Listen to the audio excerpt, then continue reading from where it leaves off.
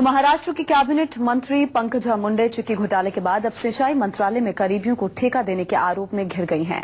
आरोप यहां पर यह है कि सूखे की मार से हमेशा परेशान रहने वाले महाराष्ट्र में पंकजा ने नियम कानून को ताक पर रखकर अपने एक करीबी ठेकेदार को छोटा सिंचाई प्रोजेक्ट का ठेका जालना में दिया है। विपक्ष अब इस पर सवाल खड़े कर रहा है।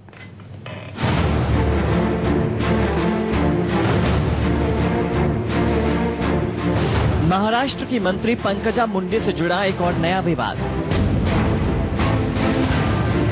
चिक्की के चक्रव्यूह में फंसी पंकजा पर अब लगा ठेकेदार को फायदा पहुंचाने का आरोप। सिंचाई विभाग में अवैध ढंग से करीबियों को ठेका दिलवाने में मदद करने का आरोप।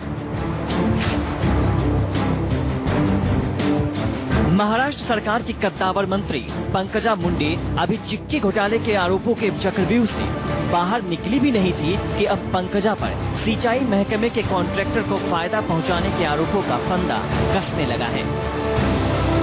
उसके ऊपर पूरी तरह से लिखा है कि माननीय मंत्री महोदय ने ये निर्देश दिया है कि लोएस्ट को दिया जाए और जिसका टेंडर खारिज हुआ था टेक्निकल ग्राउंड के ऊपर उसको वापस दिया गया। ये माननीय मंत्री महोदय के आदेश है। आज उन्होंने नहीं बताया, उन्होंने कहा कि हमारा क्या पीएस पे लिखा है मुझे पता नहीं है।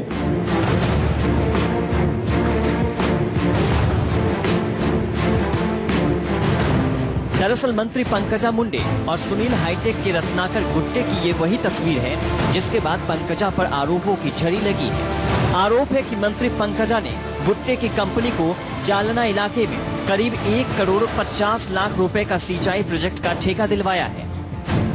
देखिए, जल संधारण के माध्यम से पूरे महाराष्ट्र में काम हो रहा है और पूरे महाराष्ट्र में क्या मेरे खुद के तालुका में जो आप एक कॉन्ट्रैक्टर काम कर रहे हैं वो मतलब मैं उसमें भी इंटरफेयर मैंने किया नहीं है मेरे खुद के चुनाव क्षेत्र में, तो मैं किसी जिले में क्यों इंटरफेयर करूंगी। इस जल युक्त शिवार में कलेक्टर को हमने सारे अधिकार दिए हैं, इसमें मैंने कोई इंटरफेरेंस नहीं किया।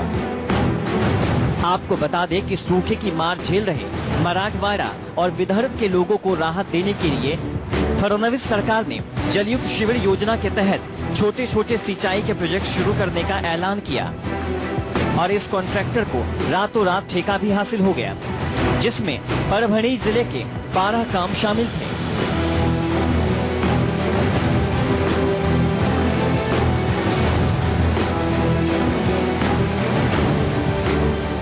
मंत्री पंकजा की पैरवी का खेल यहीं खत्म नहीं होता है। सुनील हाईटेक कंपनी को मिले कॉन्ट्रैक्ट के कागजों पर नजर डाली तो पता चलता है कि कंपनी ने 15.5% की सबसे कम बोली लगाई और बिल्डिंग से बाहर होने के बावजूद पंकजा मुंडे की सिफारिश पर सिंचाई योजना में ठेका हासिल कर लिया। 206 करोड़ रुपए के चिक्की घोटाले में विपक्ष फडणवीस सरकार पर टूट पड़ा है और अब सिंचाई विभाग ने पंकजा मुंडे का ठेकेदार को फायदा पहुंचाना सरकार के लिए मुश्किल पैदा करेगा। विनोद जगदाले, मुंबई, न्यूज़ 24।